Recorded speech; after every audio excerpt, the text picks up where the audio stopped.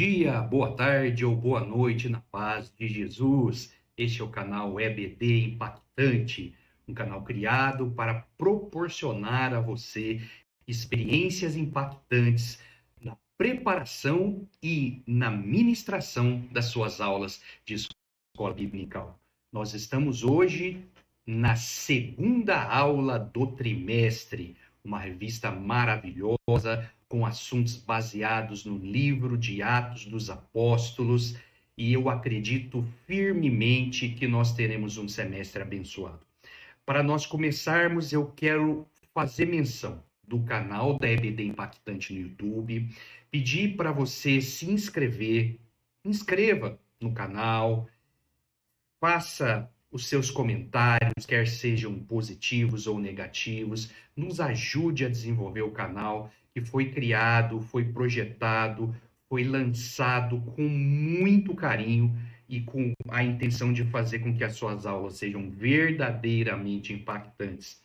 Se você tiver alguma dificuldade para se inscrever no YouTube, porque só assim se você for inscrito, que você vai poder se inscrever no canal. É muito fácil, é e-mail e uma senha, vai fazer o login, entrar e vai ficar eternamente dessa forma, se você não se deslogar. Então aproveite, curta os nossos vídeos, comente, compartilhe, porque esta é a única forma que nós temos de fazer com que o canal alcance mais pessoas. Você já prestou atenção quando você está descendo a tela do Instagram, do Facebook, que você começa a ver alguns anúncios, não de propaganda, mas sim de pessoas? O algoritmo das redes sociais, ele faz essas sugestões baseada naquilo que você curtiu, comentou, compartilhou. Então eu peço a vocês humildemente que vocês façam isso e nos ajude na divulgação do canal. Então nós vamos... Erros acontecem quando você faz ao vivo.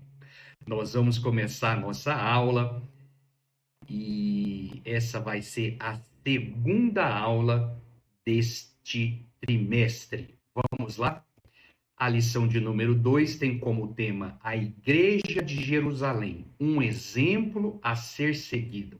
O texto áureo se encontra no livro de Atos, capítulo 2 e versículo 42, que nos diz: e perseveraram na doutrina dos apóstolos e na comunhão e no partir do pão e nas orações. A verdade prática nos diz que a Igreja de Jerusalém, como igreja mãe, tornou-se exemplo para as demais, um modelo a ser seguido por todas as igrejas verdadeiramente bíblicas. Guarde esse pedaço de expressão, verdadeiramente bíblicas. Os objetivos da lição são: primeiro, explicar os fundamentos da Igreja de Jerusalém. Segundo, reconhecer a importância do batismo e da ceia do Senhor como símbolos essenciais da fé cristã. E terceiro, aplicar os princípios da Igreja de Jerusalém à vida da igreja atual, enfatizando a prática espiritual, o acolhimento e a adoração. A leitura bíblica em classe é extremamente necessária. Se você está ensinando em uma sala onde a leitura bíblica em classe não é lida na nave da igreja, você vai para a sua sala e ali você começa a aula, é de suma importância que você leia o texto da leitura bíblica em classe, porque a sua lição, ela está baseada nesses textos. O nosso, nessa aula, se encontra em Atos, capítulo 2, do versículo 37 ao 47, que nos diz: ouvindo eles isto, compungiram-se em seu coração e perguntaram a Pedro e aos demais apóstolos: que faremos, varões e irmãos? E disse-lhes Pedro: arrependei-vos e cada um de vós seja batizado em nome de Jesus Cristo para perdão dos pecados, e recebereis o dom do Espírito Santo, porque a promessa vos diz respeito a vós, a vossos filhos e a todos os que estão longe, a tantos quanto Deus nosso Senhor chamar. E com muitas outras palavras, isto testificava e os exortava, dizendo: Salvai-vos dessa geração perversa. De sorte que foram batizados os que de bom grado receberam a sua palavra, e naquele dia agregaram-se quase 3.000 almas. Versículo 42, e perseveraram na doutrina dos apóstolos, e na comunhão, e no partir do pão, e nas orações. E em cada alma havia temor, e muitas maravilhas e sinais se faziam pelos apóstolos. Todos os que criam estavam juntos e tinham tudo em comum. Vendiam suas propriedades e fazendas e repartiam com todos, segundo cada um tinha necessidade. E perseverando, unânimes todos os dias no templo e partindo o pão em casa, comiam juntos com alegria e singeleza de coração, louvando a Deus e caindo na graça de todo o povo. E todos os dias acrescentava o Senhor à igreja aqueles que se haviam de salvar. Nós temos hábito, ou nós temos por hábito, após uma leitura bíblica, fazer uma oração. E eu quero orar em nome de Jesus, pedindo a Deus para que Ele alcance a sua vida e alcance a vida dos seus alunos na ministração dessa aula. Amém. Então vamos para a nossa introdução. Nós vamos continuar. Eu sempre trago à memória o que nós aprendemos na aula passada. Isso é uma maneira de introduzir um novo assunto. Então, nós vamos continuar no capítulo 2 do livro de Atos. Na aula passada, nós vimos, estudamos, analisamos o que aconteceu após o batismo no Espírito Santo. Então, nós aprendemos que a igreja começou ali a sua história de construção de convertidos ou de conversão.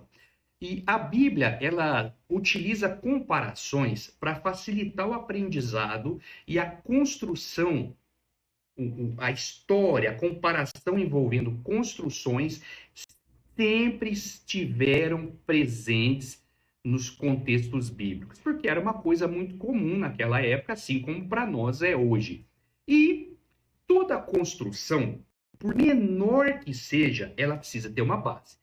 Se uma construção não tem uma base que a solidifique, que a fundamente e que a sustente, ela vai cair mais cedo ou mais tarde. E olha que coisa interessante. A engenharia tem um conceito interessante a respeito deste assunto, que mostra que a fundação é a base da construção, responsável por transmitir o peso da estrutura para o solo.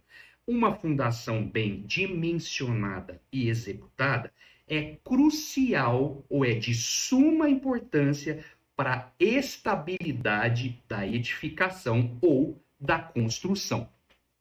E nós vamos lembrar que as primeiras almas que se converteram após o início da igreja precisavam ser solidificadas em algo para que elas pudessem crescer.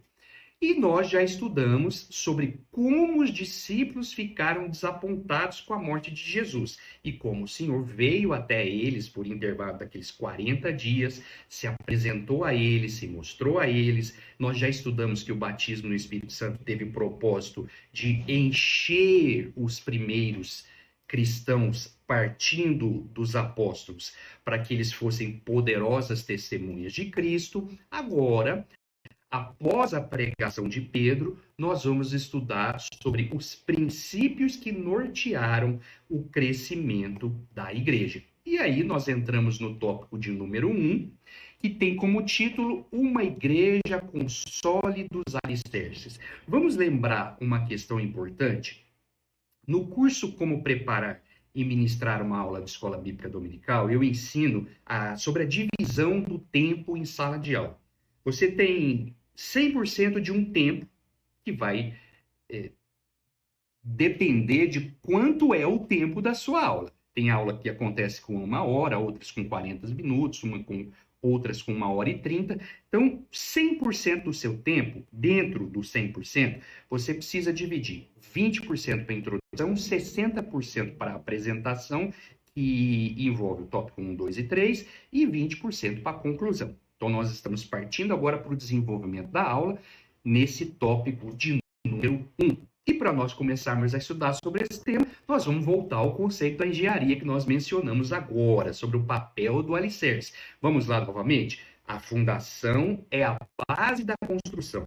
Ela é responsável por transmitir o peso da edificação, da construção, daquilo que vai ser levantado para o solo, para a estrutura que sustenta aquela construção. Então, uma fundação bem dimensionada e executada é crucial para a estabilidade da edificação. E aí eu pergunto aos senhores e às senhoras, qual é a base da igreja? Qual é a base em que a igreja de Jesus está sustentada? Se a igreja é de Jesus, logo a base da igreja é o próprio Jesus. Então, isso precisa ficar totalmente claro para os seus alunos, para que eles compreendam que a igreja é fundamentada, ela é solidificada, ela tem a sua base de formação em Jesus, que nós chamamos de Cristo. Depois de Cristo é que vem os apóstolos, e na história, depois dos apóstolos, vieram os pais da igreja. Os pais da igreja foram os primeiros líderes após a morte dos apóstolos de Jesus. Então vamos continuar. Existe um texto, esse texto é crucial, é fundamental para você ministrar essa aula. Você precisa ler esse texto. E aí a gente vai voltar no que eu sempre digo a vocês. Nós, professores de escola bíblica dominical, somos professores de Bíblia. Se você vai para uma aula, fala, conta história, lê testemunho e não lê os textos bíblicos, você está indo na direção errada. Você precisa voltar, porque nós somos professores de Bíblia. Olha o que está escrito na primeira carta de Paulo aos Coríntios, capítulo 3. Nós vamos ler do versículo 1 ao 11. Por que nós vamos ler um texto tão grande? Porque você precisa entender, e o seu aluno precisa entender, que o texto tem um contexto, tem uma história, né, que circunda o texto, que está no conjunto do texto. Então diz-nos assim: e eu, irmãos, não vos pude falar como a espirituais, mas como a carnais, como a meninos em Cristo. Com leite vos criei, e não com manjar, porque ainda não podíeis, nem tampouco ainda agora podeis, ainda sois carnais. Pois, havendo entre vós inveja, contendas e dissensões, não sois porventura carnais, e não andais segundo os homens? Por quê? Dizendo um, eu sou de Paulo, e o outro, eu de Apolo, porventura não sois carnais? Pois quem é Paulo e quem é Apolo, senão ministros pelos quais crestes e conforme o que o Senhor deu a cada um? Eu plantei, Apolo regou, mas Deus deu o crescimento. Pelo que nem o que planta é alguma coisa, nem o que rega, mas Deus que dá o crescimento. Ora, o que planta e o que rega são um, mas cada um receberá o seu galardão segundo o seu trabalho. Porque nós somos cooperadores de Deus, vós sois lavoura de Deus e edifício de Deus. Olha esse texto. Segundo a graça de Deus que me foi dada, pus eu, como sábio arquiteto, o fundamento, e outro edifica sobre ele. Mas veja cada um como edifica sobre ele, porque ninguém pode pôr outro fundamento além do que já está posto, o qual é Jesus Cristo. Então, deixe isso claro para os seus alunos. O único fundamento que sustenta a igreja é Jesus Cristo. É por isso que ele disse a Pedro: edificarei a minha igreja e as portas do inferno não prevalecerão contra ela. Quer saber o motivo pelo qual muitas igrejas não vão para frente? não prosperam? É porque elas esqueceram o fundamento que é Jesus. Tem muita coisa lá dentro, menos Jesus. E aí, esta igreja não vai prosperar. Porém, nós estamos falando da igreja universal, a igreja que está no mundo todo, fundamentada em Jesus, o Cristo. Vamos para outro texto importante, Efésios capítulo 2, versículos 14 a 22.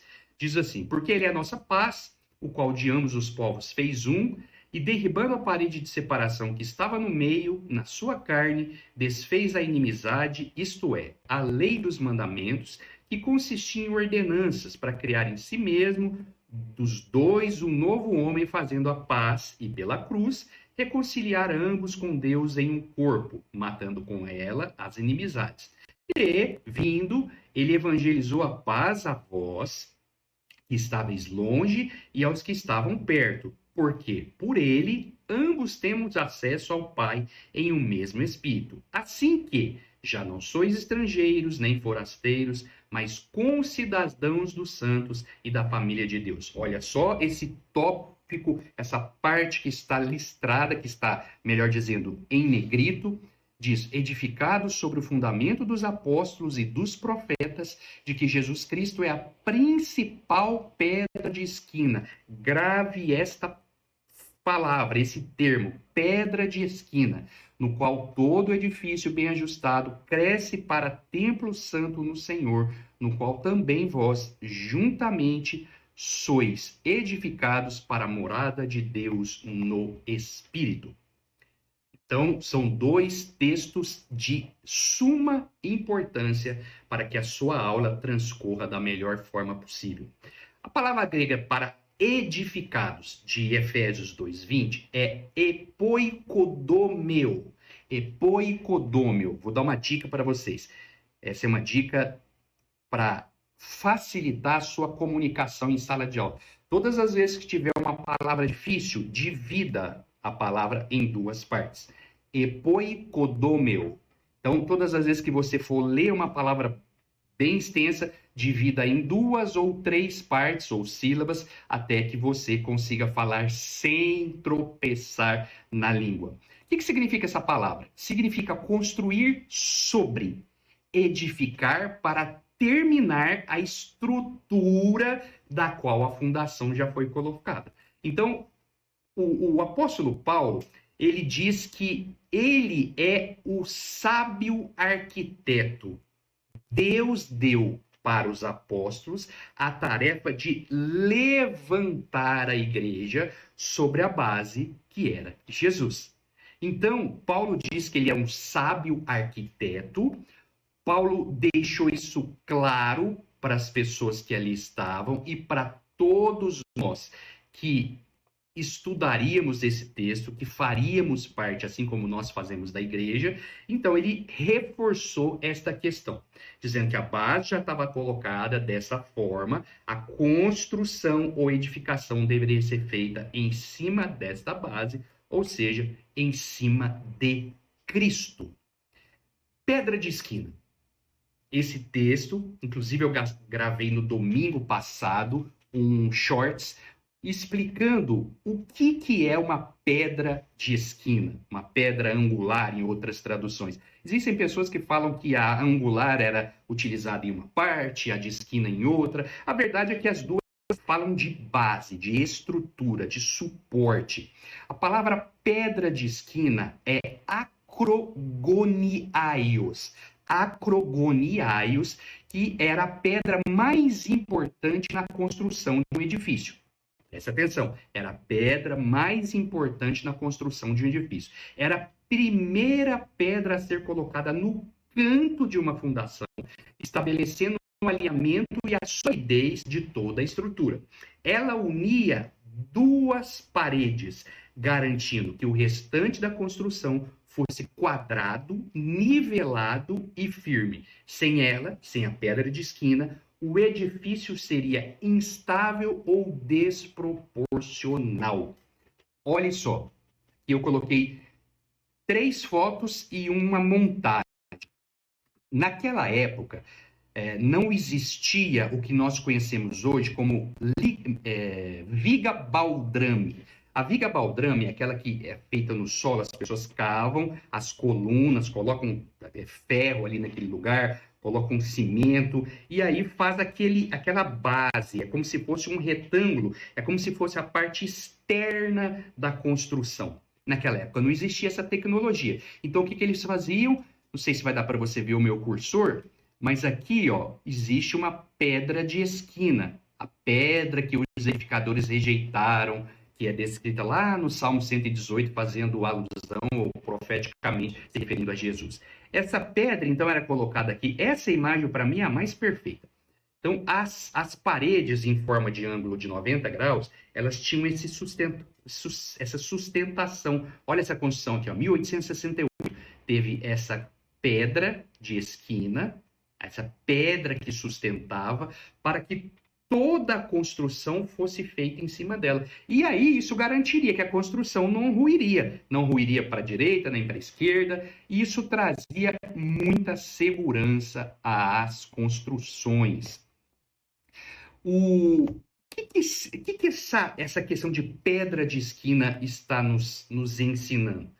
É que para que a igreja cresça, a construção precisa ser solidificada em Jesus. E tudo aquilo que vem depois, se não tiver Jesus como base, vai ruir. Vai ruir. E olha que coisa interessante. O texto que nós lemos, de Atos capítulo 2, de 37 a 47, ele nos ensina, e aí eu vou abrir um parênteses para dizer para vocês o seguinte. O pentecostalismo, é muito difícil falar isso, mas a verdade precisa ser dita. As igrejas pentecostais, que trabalham o pentecostalismo clássico, ela está passando por uns momentos bem estranhos, bem complicados. Isso surgiu na época lá de Napoleão Falcão, Gilmar Santos, aí apareceram Marco Feliciano e outros mais, alguns até não estão no nosso meio mais.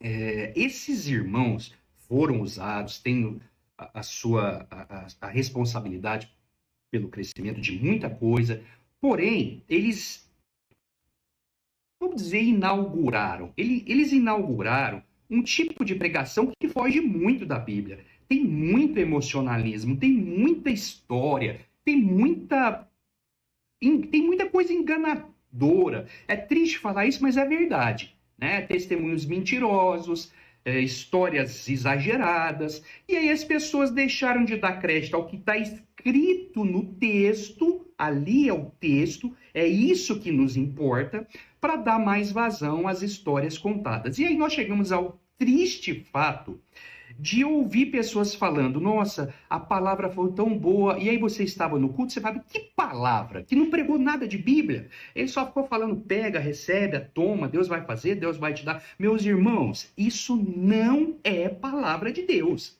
As pessoas aprenderam que palavra é tudo aquilo que o pregador fala. Não, definitivamente não é. Pregação, ela precisa ser oriunda do texto bíblico, senão é história da carochinha. A gente precisa abrir o entendimento das pessoas. Nós somos responsáveis, as pessoas precisam compreender que, como ministros do evangelho e professores de Bíblia, a gente precisa entender que o alicerce da igreja é Jesus Cristo e que, dentro do texto de Atos, que nós lemos de capítulo 2, 37 e 47, nós vemos ali algumas recomendações bem claras e bem tangíveis a respeito disso. Olha só, uma igreja com sólidos alicerces. Eu estou aqui nas minhas mãos, com uma Bíblia, eu gosto muito, não sei se vai dar para vocês verem, mas essa é a Bíblia, a mensagem. Ela está bem gasta, preciso trocar essa capa. E ela usa um tipo de tradução chamado de linguagem contemporânea, na qual ela une os textos, ela une alguns textos, alguns versículos, para facilitar a compreensão. E eu trouxe ela exatamente para nós lermos e verificarmos como é que ela traz estes textos que a revista está sugerindo. Olha só, Atos 2, 37 a 40. Estou sem óculos, eu vou me esforçar para ler. Olha só, nos diz: os que ouviam perguntaram a Pedro e aos outros apóstolos: irmãos, o que vamos fazer agora? Pedro respondeu: mudem de vida, voltem-se para Deus e sejam batizados, cada um de vocês, no nome de Jesus Cristo, para que seus pecados sejam perdoados. Recebam o dom do Espírito Santo. A promessa é para vocês e para seus filhos, mas também para todos os que estão longe, na verdade, aqueles a quem o Senhor deu chamar. Versículo 40, ele aprofundou o assunto, insistindo com eles cada vez mais: saiam enquanto podem, saiam desta cultura doente e vazia. Onde Pedro baseou a sua ministração? Nos textos do Antigo Testamento e nos ensinos de Jesus, mostrando que tudo aquilo que havia sido profetizado no Antigo Testamento a respeito do Messias foi cumprido em Jesus. E ele prega e o Espírito Santo convence as pessoas, elas são agregadas à igreja, né? Elas são incluídas no que a gente conhece como igreja, e tudo aquilo, tudo que ele falou, não foi história, irmão. Foi pregação e ensino bíblico. O que vocês acham que Jesus estava fazendo com eles durante 3 anos e meio? Jesus estava instruindo os discípulos sobre como eles deveriam agir após a sua morte. Então, Jesus foi tão categórico sobre isso, Jesus foi tão marcante nos ensinamentos a respeito do que os discípulos deveriam fazer, que ele deixou isso registrado. Antes de subir aos céus, Mateus capítulo 28, 19 e 20, Jesus deixa claro ali a tarefa da igreja, o ide do Senhor, a convocação, e ele diz: ide por todo o mundo, ensinando e batizando as pessoas em meu nome. Ensinar e batizar. Marcos capítulo 16, versículo 15, muito conhecido por praticamente todos os cristãos pentecostais: ide por todo mundo e pregai o evangelho. Aquele que se converter, aquele que aceitar Jesus será salvo, e os outros serão condenados. As pessoas usam esse texto, mas eles esquecem que a pregação, ela precisa ser baseada nisto daqui, na palavra de Deus. Então, irmão, em nome de Jesus, se você quer ser um pregador da palavra, você tem que aprender a falar sobre a Bíblia. Eu coloquei esse link vai estar na descrição do canal também. É um site bem interessante, chama Filologia, que é o estudo dos textos e de onde os textos se originam. Lá vocês vão aprender muitas coisas interessantes a respeito da base para discursos, para pregações e outras coisas mais. Segunda questão, segundo quesito, segundo propósito, segundo alicerce pela qual a igreja cresce. E a igreja de Jerusalém cresceu também dessa forma, usando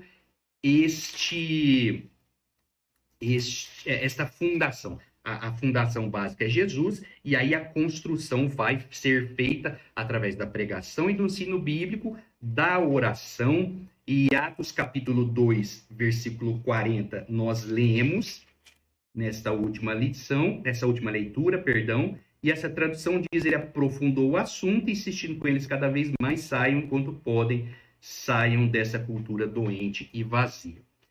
E aí o resultado, vocês veem depois, né? Quase 3.000 almas foram salvas. A Bíblia também fala, nesse mesmo texto de Atos, capítulo 2, lá no versículo 43, sobre a palavra temor. E havia temor em todos eles. O que significa temor? Você já parou para pensar? Você, como professor de escola bíblica dominical, você já foi atrás do conceito de temor e tremor? Hoje, com a internet, fica muito fácil. Você vai na internet, acessa o Google, digita lá, ó, etimologia da palavra tal, etimologia da palavra temor. Ele vai te listar e você vai ter acesso a algumas questões que são praticamente a resposta para as dúvidas dos seus alunos. E agora, com a inteligência artificial, é mais fácil ainda. Eu estou montando um curso que vai ter o título Como utilizar a inteligência artificial para preparar uma aula de escola bíblica dominical impactante. Eu acredito que até o início do mês de agosto esse curso já esteja disponível para compra.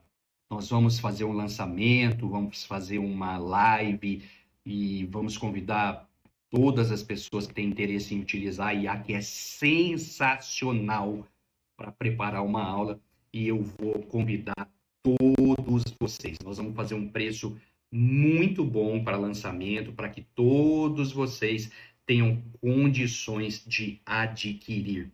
Então, vamos voltar. Palavra temor. Nós vamos estudar um pouquinho mais aprofundado sobre temor e tremor, mas antes disso, deixa eu só voltar.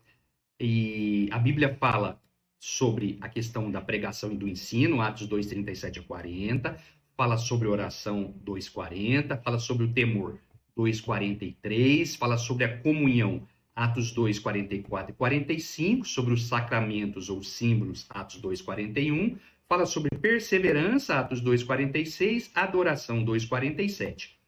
E a gente vai entrar no temor e no temor, mas vamos voltar só um pouco para falar sobre um texto que é muito usado pela Igreja Católica Apostólica Romana, ICAR, tá? Igreja Católica Apostólica Romana, que demonstra que Cristo é o alicerce da igreja. Eu quero só ler com vocês o que está grifado. Eu estou lendo aqui na tradução da Bíblia Viva.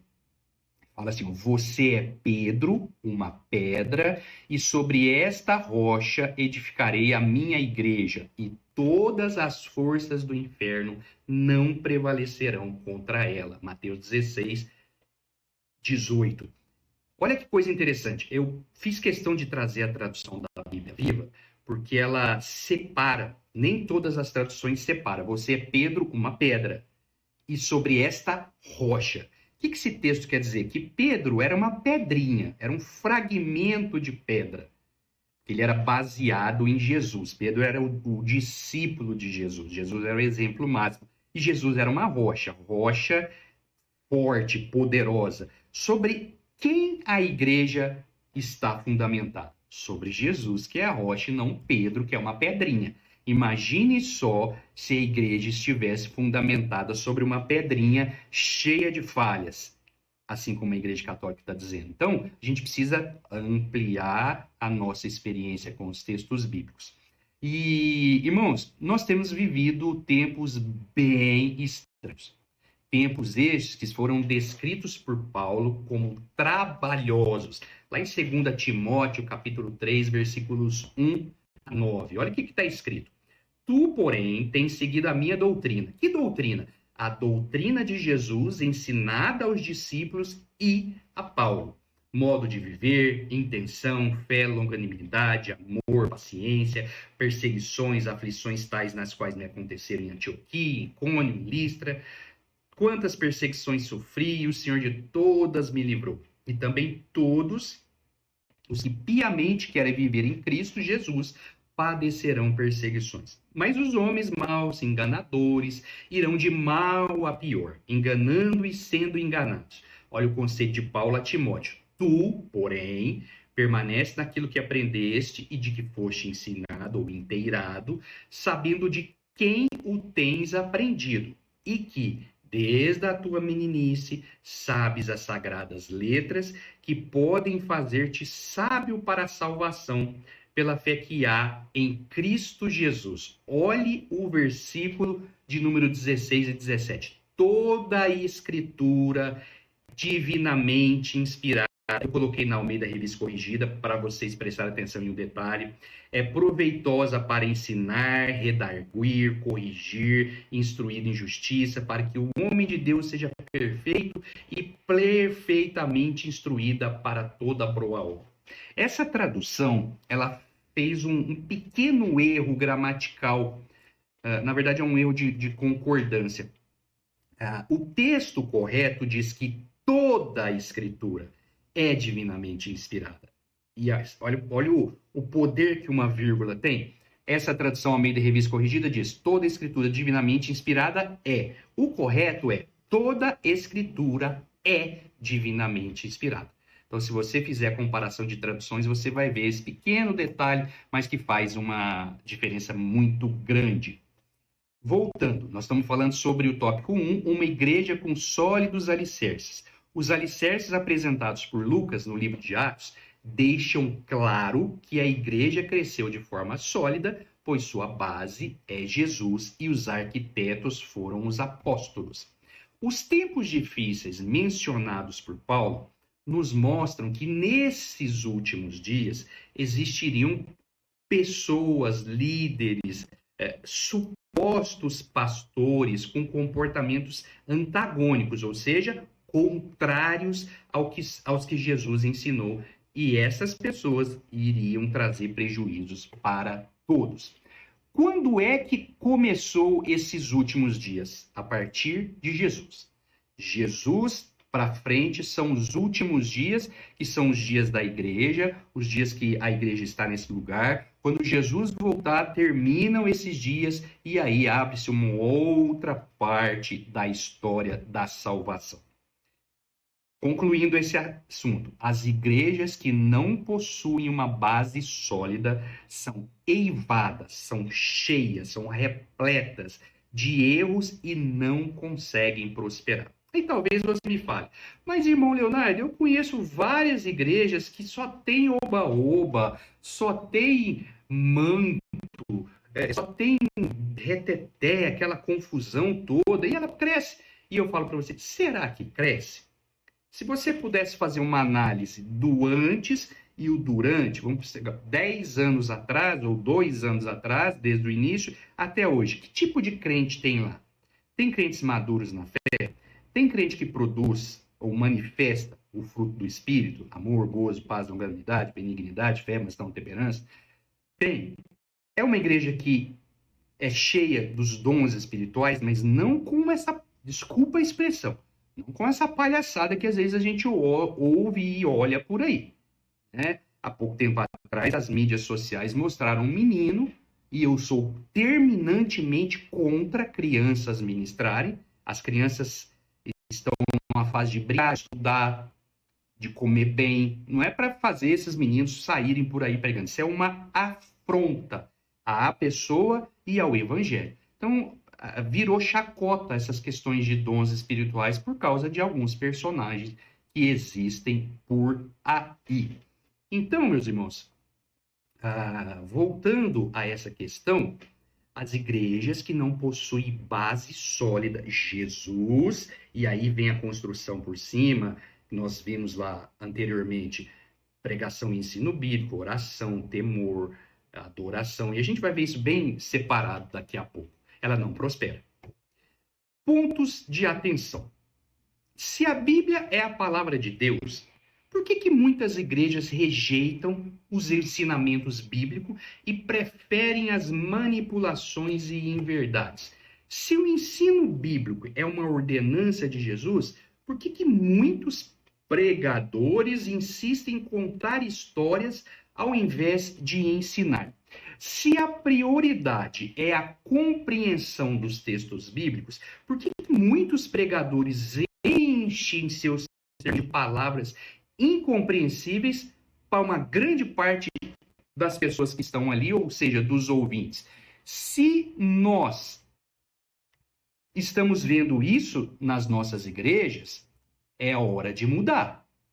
É hora de mudar, é hora da liderança chamar a atenção desses pregadores para que eles voltem para a palavra de Deus. Mais uma vez, eu sei que a tradição pentecostal prepara os obreiros que virão no futuro desde novos, adolescentes, jovens, isso eu não tenho nada contra. Porém, eles precisam estar no lugar e no tempo correto para que eles sejam utilizados no futuro de maneira sábia. Eu me lembro, lá no começo do meu ministério, ano 2000, 2000, 2001, mais ou menos, um jovem de muito talento e extremamente afoito, extremamente impulsivo, extremamente hiperativo. Eu vou gravar um CD de mensagem, porque ele via as pessoas gravando naquela época. Eu vou gravar e Deus falou para mim que vai me levar para o Brasil inteiro. Deus pode até ter falado para ele, mas ele não estava preparado. Entre Deus falar até se cumprir, tem um tempo. A história de qualquer personagem bíblico nos mostra isso. E aquele menino se desviou e hoje eu não sei nem onde ele está. E quando nós fomos chamar a atenção dele, meu irmão, está muito cedo ainda para você fazer isso. Não faz. Ele achou que nós estávamos perseguindo o ministério que Deus havia dado para ele. Já ouviu essa história? Parece semelhante a algo para você? Então a gente precisa prestar muita atenção nessas questões. Outro ponto. Cultos de doutrina. Irmão, estamos falando sobre pontos de atenção. Cultos de doutrina, que antigamente falavam um monte de coisa relacionada a costumes, fechava as portas. Culto de doutrina é um culto de ensino bíblico. Se eu vou em um culto de doutrina e eu não aprendo sobre a Bíblia, estou perdendo meu tempo ali naquele lugar.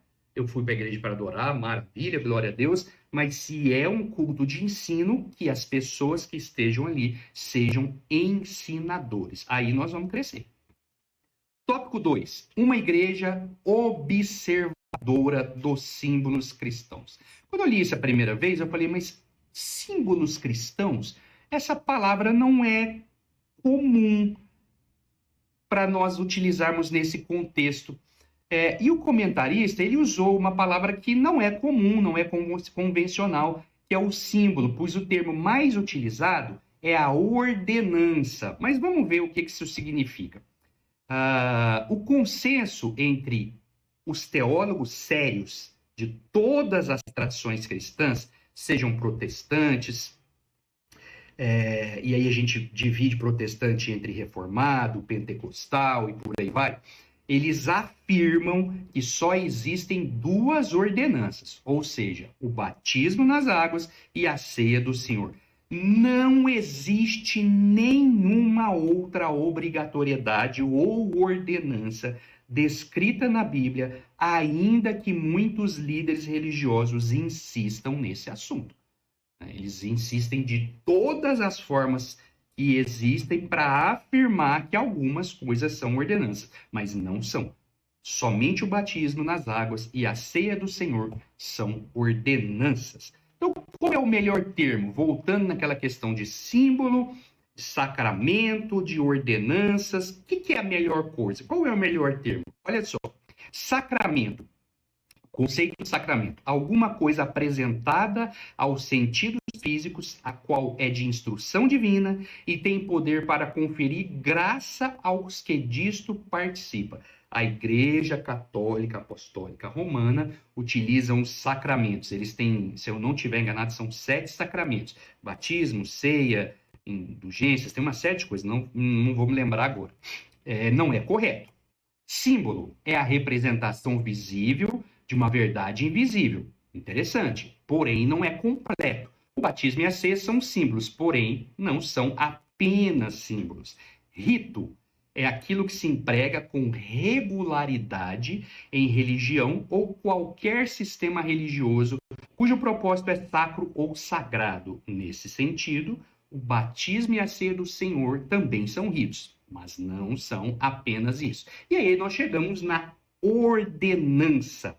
O que é uma ordenança? Aquilo que é de instituição imperativamente divina, que é feito com regularidade e serve como simbolismos de determinadas verdades espirituais e o que o Senhor Jesus Cristo aplicou a todos os crentes em todas as épocas como um mandado a ser observado. Então, qual que é o melhor termo para nós nos referirmos àquilo que o Senhor Jesus disse que deveria ser feito? Ordenanças, certo? Qual que é a diferença, então, entre ordenança e obrigação? Ordenança é um ato simbólico que representa uma verdade espiritual maior e é realizado em obediência à instrução divina. De onde vem essa ordenança? A origem e a autoridade. Sua autoridade deriva diretamente de um comando ou instituição de Jesus Cristo. Não é uma invenção humana ou uma tradição meramente eclesiástica. Qual que é a natureza de uma ordenança? Ela possui um caráter sacro ou sagrado, ou memorial, ou de símbolo, aponta para uma realidade espiritual ou um evento histórico, como a morte e a ressurreição de Cristo, e tem como objetivo principal, o objetivo principal de uma ordenança, melhor dizendo, não é cumprir uma lei para obter salvação, mas demonstrar obediência, ser um memorial e servir de testemunho. O que é uma obrigação? Uma obrigação refere-se a um dever, um compromisso, uma responsabilidade que alguém é compelido a cumprir, seja por lei, moral, contrato ou por uma expectativa social e religiosa. Vamos caminhando. A não observância de uma obrigação geralmente acarreta consequências negativas, legais, sociais, morais ou espirituais.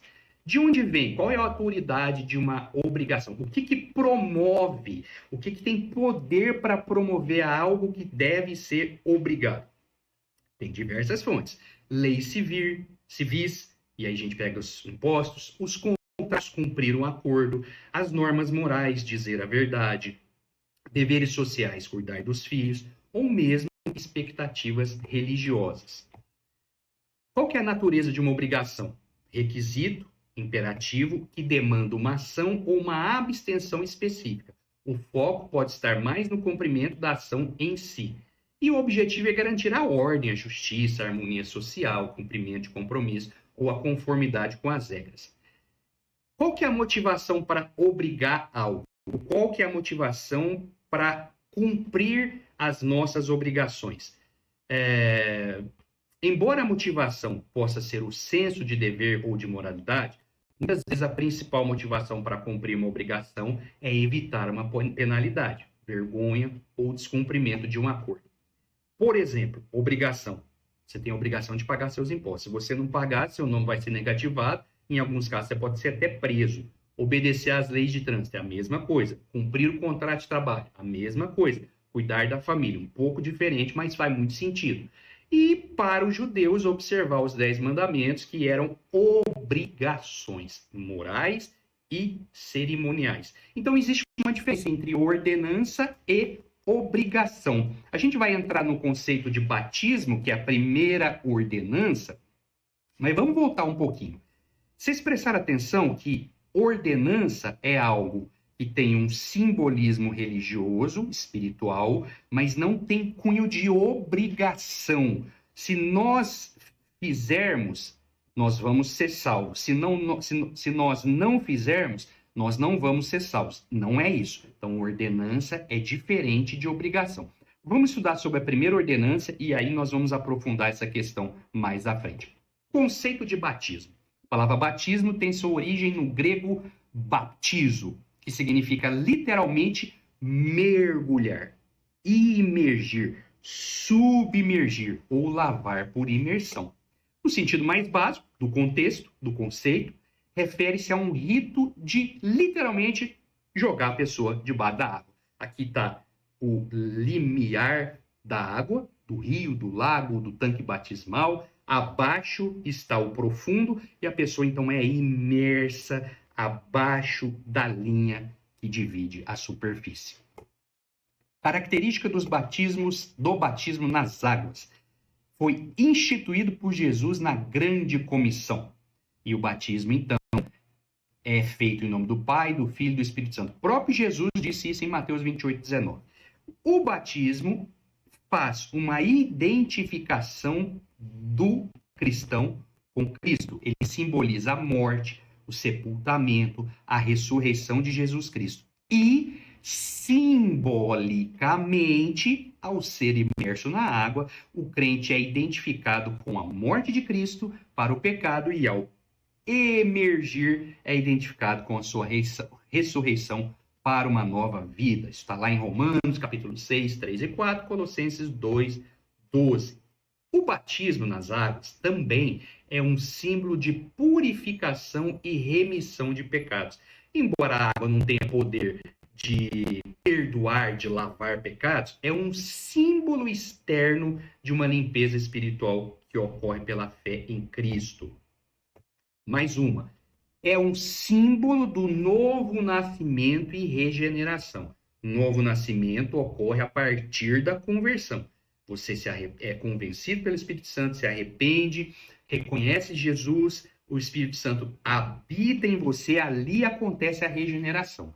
Mas no batismo, você está mostrando para as pessoas que você agora é um cristão. É um compromisso perante a sociedade. Todo mundo está vendo. Tanto é que as pessoas, após se batizarem, os pais, os amigos, falam: olha, você agora se batizou, hein? Você agora tem que tomar cuidado. Não é só porque se batizou. Isso é uma questão social. Nós temos que vigiar desde o primeiro momento até o último momento. Então, simboliza o novo nascimento. E simboliza também o que nós acabamos de falar, que é a recepção do Espírito Santo, né? Quando Jesus foi batizado, a Bíblia nos diz que o batizador, João o Batista, não é que o sobrenome dele era Batista, é que ele era o João o Batizador, João o Batista. Você sabia disso? Se você não sabia, coloca aí uma mensagem no link, no chat da nossa aula. João Batista, ainda que esteja correto em alguns contextos, mas o correto é João, o Batista, ou seja, aquele que batiza.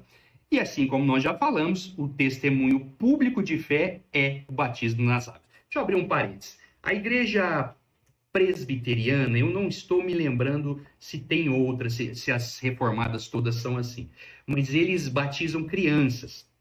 Eu fui batizado na igreja presbiteriana, bebezinho.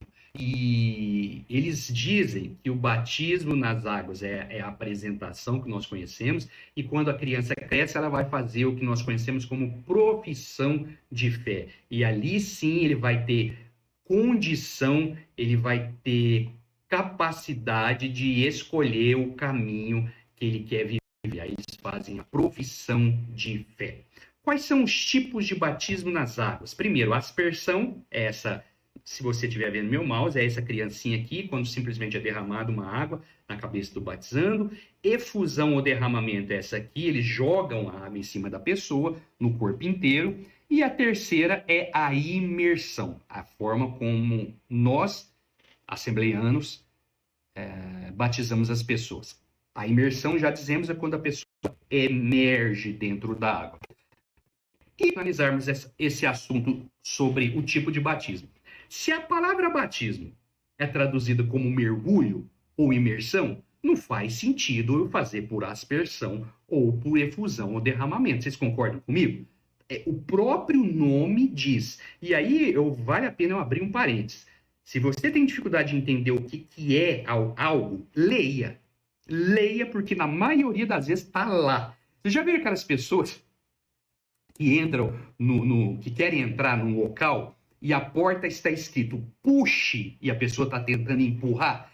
Tem um letreiro desse tamanho, puxe, a pessoa está lá empurrando. Ou o contrário, empurre, a pessoa está lá puxando. Então, a maioria das vezes a gente erra porque a gente não lê, né? Então, se o batismo é imersão, por que as pessoas fazem por efusão ou por aspersão? Vamos voltar na obrigação versus a ordenança. Batismo nas águas é obrigatório? Se a gente analisar, nós vamos chegar à conclusão que não existe obrigatoriedade de batismo. Porém, o próprio Jesus se batizou. Se Jesus se batizou, e Pedro até falou: eu não sou digno nem de desatar as sandálias dos seus pés. O senhor quer que eu te batismo? João Batista, né? Falou para Jesus. Jesus falou: convém que seja dessa forma. Então, Jesus deu para nós, Jesus nos ensinou que o batismo, ele é necessário, porque Cristo pediu para ser batizado. Cristo aprovou o batismo, Cristo ordenou o batismo, fazia parte da pregação apostólica, vocês viram, Atos 2:38, foi a prática dos apóstolos por toda a vida deles. Era costume universal da igreja cristã no seu início e posteriormente. Paulo foi, os pais da igreja fizeram. Hoje, depois de 2000 anos de igreja, a gente continua fazendo. Então, o batismo é obrigatório? Não. Porém, ele é recomendado como uma ordenança. Quem morrer sem ser batizado perde a salvação? Não. A gente tem os exemplos que são exceções da regra, como ladrão na cruz e como pessoas que aceitam Jesus e morrem não tem que ser batizado. Então, se fosse algo obrigatório, as pessoas que morressem sem ser batizadas das águas estariam condenadas. Simples assim. Se seu aluno perguntar isso para você, mostre para ele. E aí, eu vou abrir outro parênteses. Eu estou cheio de parênteses nessa aula. Existem pessoas, que são os famosos religiosos dentro das igrejas, e eles querem obrigar as pessoas a pensar como eles. Porém, seja firme no seu comentário. Batismo é uma ordenança e não uma obrigação. Porém, as pessoas que são convertidas e não querem batizar, alguma coisa está errada. Se ela entender o que é batismo e não quer se batizar, alguma coisa está errada. Último assunto a respeito do batismo nas águas. Existem pessoas que ensinam, eu coloco sempre entre aspas, para dizer que é uma coisa que está errada. As pessoas ensinam a coisa errada, não é ensinar. Que o batismo no Espírito Santo é uma ordenança.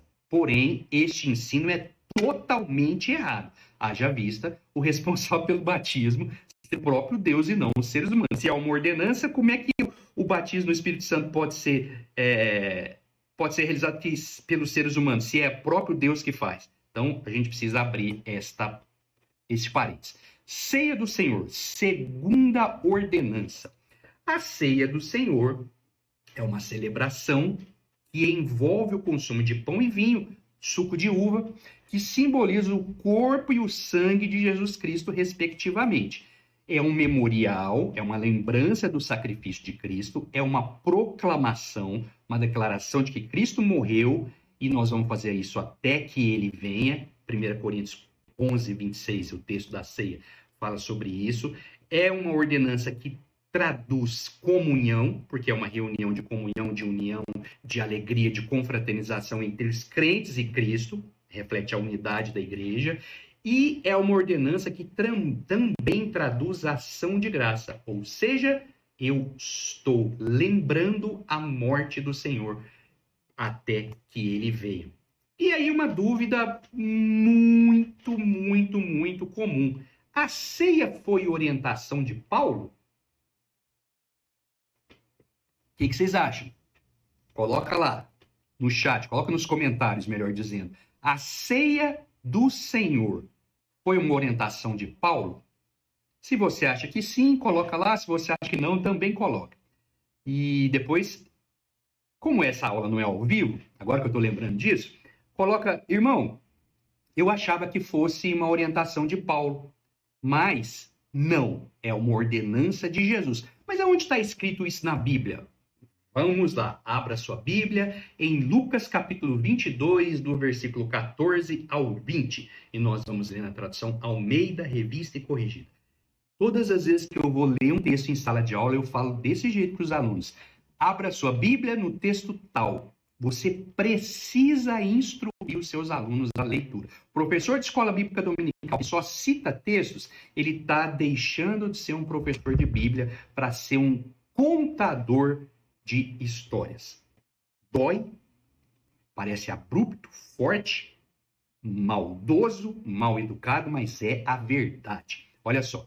E chegada a hora, pôs-se à mesa e com ele os 12 apóstolos. E disse-lhes: Desejei muito comer convosco esta Páscoa, antes que padeça, porque vos digo que não a comerei mais, até que ela se cumpra no reino de Deus. E tomando o cálice e havendo dado graça, disse: Tomai-o e reparti-o entre vós, porque vos digo que já não beberei do fruto da vide até que venha o reino de Deus. E tomando o pão e havendo dado graças, partiu-o e deu-lhe, dizendo: Isto é o meu corpo que por vós é dado. Fazei isto em memória de mim. Semelhantemente, tomou o cálice depois da ceia, dizendo: Este cálice é o novo testamento no meu sangue, que é derramado por vós. A ceia foi orientação de Paulo? Sim, Paulo orientou baseado nos ensinos de Jesus. Lembra que a igreja deve ser fundamentada em Cristo? Se algo foi fundamentado só em Paulo, tomemos cuidado. Conceitos errôneos sobre a ceia. Isso aqui, vocês estão prestando atenção que eu estou esmiuçando o assunto? Talvez a sua aula não dê tempo de você falar sobre isso, você pode citar. O que você não pode deixar de ler é texto bíblico. Isso aqui você pode só citar. Porque a aula não é sobre isso, a aula está falando sobre o modelo de igreja que existia em Jerusalém, e esse é o modelo ideal para nós. Então eu estou esmiuçando os termos para vocês aprenderem um pouquinho mais. Primeiro conceito errôneo, transubstanciação, é um conceito da Igreja Católica Apostólica Romana, que diz que durante a consagração pelo sacerdote na mista, a substância do pão e do vinho é convertida, é transformada na substância do corpo e do sangue de Jesus, respectivamente. No entanto, as aparências do pão e do vinho, sabor, cheiro, textura, forma, permanecem inalteradas. Esse é um conceito errado. Por isso, ou deriva-se daí o erro crasso, grande, de cristãos que não estudam a Bíblia, dizendo que aquele pedacinho de pão ou aquele copinho de suco é o corpo de Jesus e você não pode fazer nada com aquele corpo, ele tem que ser queimado no forno aquecido a 1500 graus para que queime todas as moléculas. Irmãos, isso é tradição católica, tá? Nós devemos ter reverência ao ato de cear e não aos instrumentos, aos componentes daquele lugar. Isso é um conceito da Igreja Católica.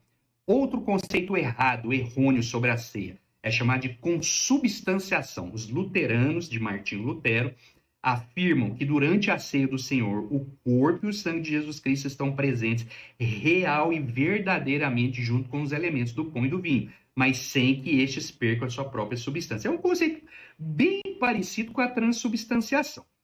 Eles dizem que o pão permanece pão e o vinho permanece vinho, mas Cristo está verdadeiramente presente com e sob eles. Irmãos, a ceia do Senhor é um ato espiritual, no qual eu e você lembramos que Jesus morreu e falamos: Senhor, nós somos gratos pela sua morte, nós somos agradecidos, nós estamos fazendo aqui, cumprindo aquilo que o Senhor ensinou na sua palavra, nós rendemos graças a ti. Ali, pão e vinho, pedacinho de pão e pedacinho de copinho de suco, não são o corpo de Jesus. Eu conheço inúmeras pessoas que dizem que não, que tem que queimar aquilo tudo, que não pode nem jogar no lixo. Irmão, isso é transubstanciação. Tópico 3. Uma igreja modelo. O comentarista faz menção a 3 áreas em que a igreja que estava em Jerusalém se destacava. Primeiro, reverência e presença de dons, Atos 2,43. Segundo, acolhimento, Atos 2,44. E terceiro, adoração, Atos 2,47. Um dos textos mais marcantes a respeito da reverência foi escrito por Paulo aos Filipenses. Lembra que a gente falou lá atrás sobre o temor? A gente vai voltar aqui agora. Olha só o que está escrito em Filipenses 2, 12 e 13. Assim, meus amados, como sempre vocês obedeceram, não apenas na minha presença, mas agora muito mais na minha ausência, ponham em prática a salvação de vocês com temor e tremor, pois é Deus quem produz em vocês tanto querer quanto realizar, de acordo com a boa vontade dele. Já ouviram falar em temor? Temor, existe diferença entre as duas palavras? Sim, existem diferenças. A primeira palavra, temor, vem do grego phobos, de fobia, de medo. Só que a palavra vai muito além do medo. A palavra fobia, para o português, ela é bem próxima ao medo. No contexto bíblico, o temor de Deus é uma reverência profunda, acompanhada de obediência, amor, reconhecimento da santidade, do poder e justiça. Então, o apóstolo Paulo nos orienta, nos recomenda e nos ensina a termos temor a Deus. E o temor se ele fosse só um medo, vou abrir um parênteses. Deus criou o ser humano com algo que nós chamamos de emoções. E o medo é uma das principais emoções. O que é uma emoção? É a reação do organismo diante de fatores que nos são apresentados. Na maioria das vezes podem ser, na maioria das vezes não, eles são fatores externos ou internos. Exemplo, quando você vê uma cobra, o seu cérebro lança um comando que acelera a sua pressão, que faz você suar, que faz você ficar completamente transtornado. E essa emoção, ela serve para te alertar a você tomar uma decisão. A sua decisão pode ser paralisar ou correr. Então, a emoção é uma reação do organismo diante de um fator que trouxe algo novo para você. O temor a Deus, ele não te paralisa como medo, mas ele nos conduz à adoração e à submissão voluntária à vontade divina. Em muitos casos, o temor bíblico é descrito como princípio da sabedoria. Provérbios capítulo 1, versículo 7, que fala exatamente sobre isso. O temor do Senhor é o princípio da sabedoria. Então, existem pontos positivos, que é a questão de reverência, e pontos negativos, que é a questão do medo. E aí nós temos essas duas expressões. O que significa tremor? Tremor vem da palavra grega tromos, que complementa o temor, indicando cautela, diligência, seriedade e sensibilidade na conduta cristã. Olha que coisa interessante. Deus não iria inspirar alguém a escrever um texto usando duas palavras que significam a mesma coisa. Então, Paulo falou sobre o temor, essa reverência, né? Esse reconhecimento de que Deus é o Todo-Poderoso, e o tremor sugere uma consciência da nossa própria fraqueza e imperfeição diante da perfeição de Deus. Não é um estado de ansiedade, mas de grande seriedade em obedecer à vontade de Deus e evitar qualquer coisa que possa desonrá-lo. Então, quando o apóstolo Paulo cita essas duas palavras juntas, ele está mostrando um esforço zeloso e humilde da nossa parte para viver uma vida que seja digna do chamado cristão, reconhecendo que Deus é quem nos capacita por isso. Lembra do fruto do Espírito? Quem produz em nós o fruto do Espírito é o Espírito Santo. E é ele que nos capacita a viver com aquelas características do fruto do Espírito. E eu vou abrir outro parênteses não é uma pregação, nesse estudo, para dizer para você o seguinte: a maior prova de santificação é a manifestação do fruto do Espírito. Amor, gozo, paz, longanimidade, benignidade, fé, mansidão e temperança. Quer ver se alguém está sendo santificado? É que ele fala em língua. Falar em língua, ele pode estar da emoção, ele pode ser uma série de coisas, ele pode nem estar falando em língua.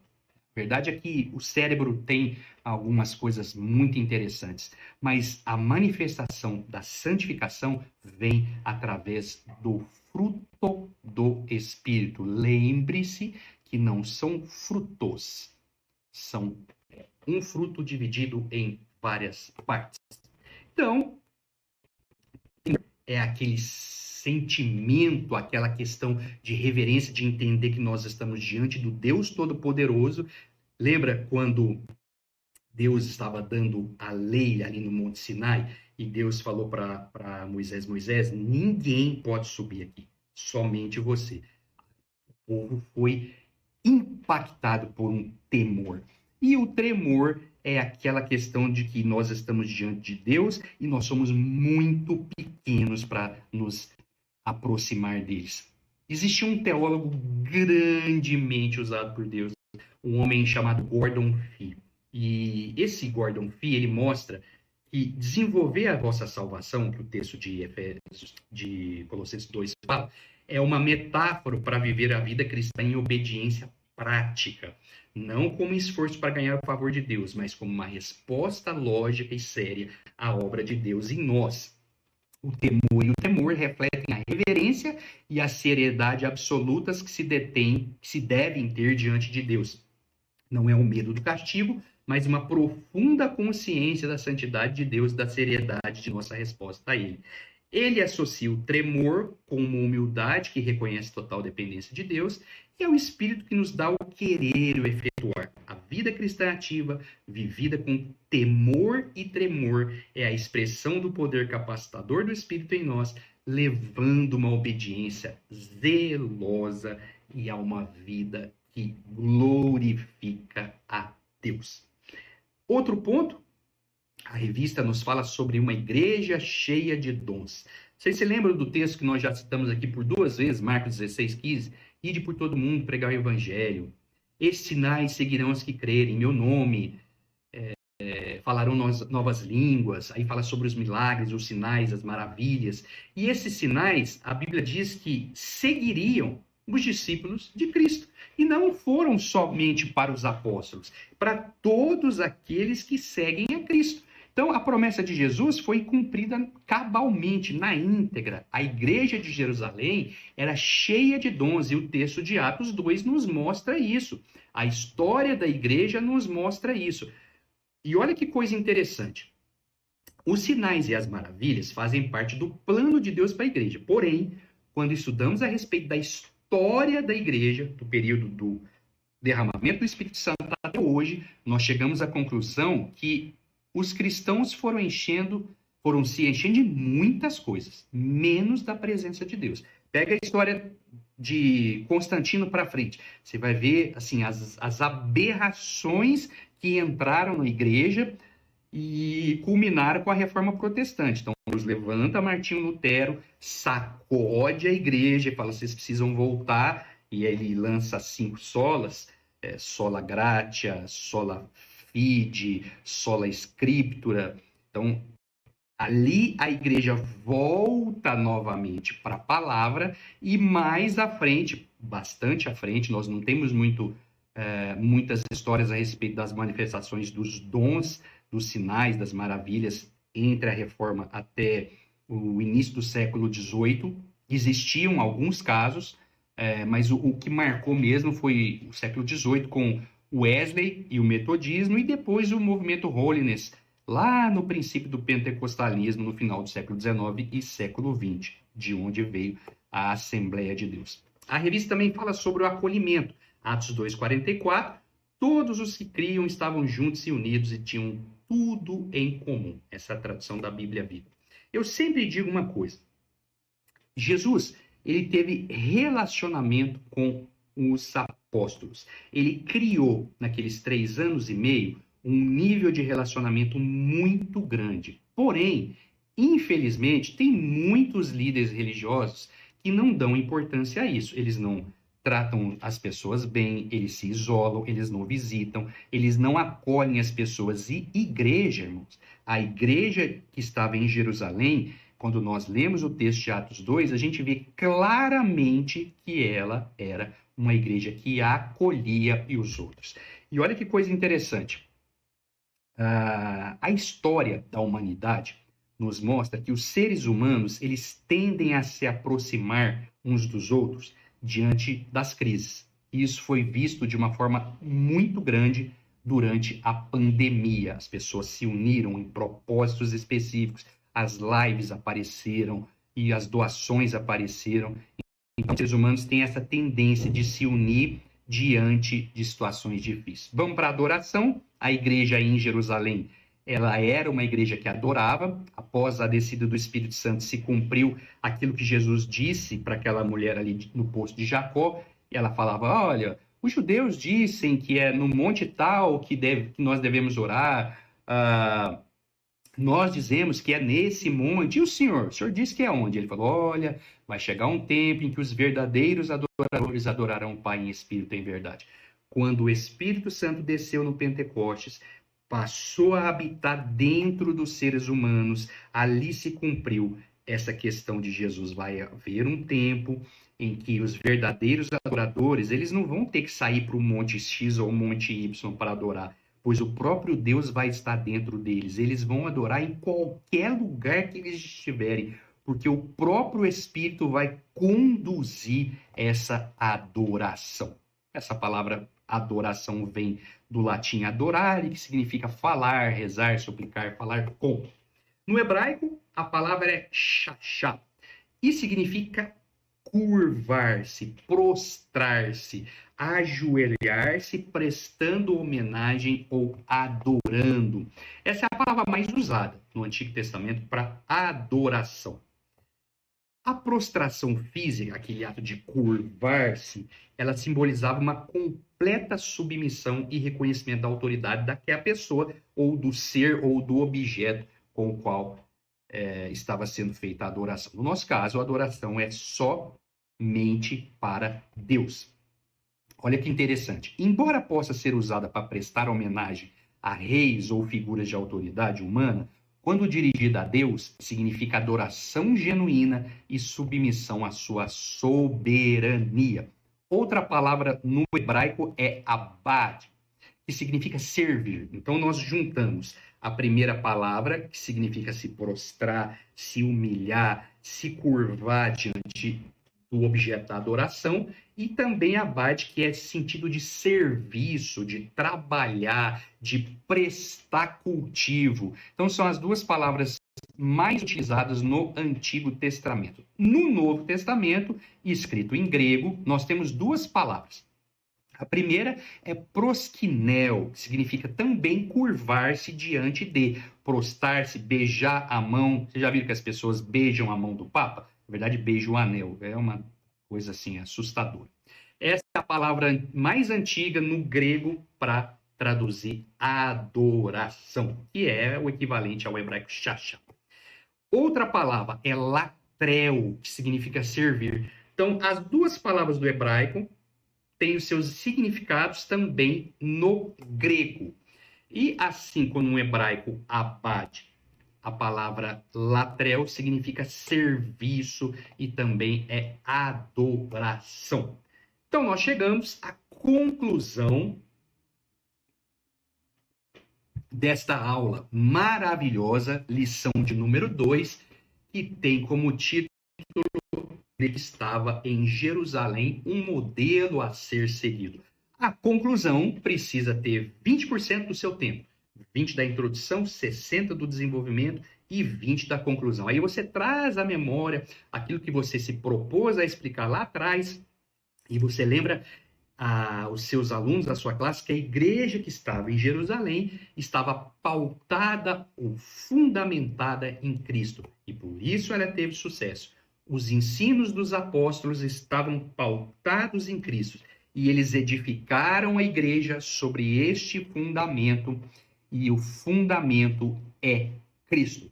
A igreja dali para frente, como nós já comentamos, teve momentos de sucesso e também de retrocesso, pois em vários momentos elas esqueceram da base e colocavam outra base e a igreja não vai para frente.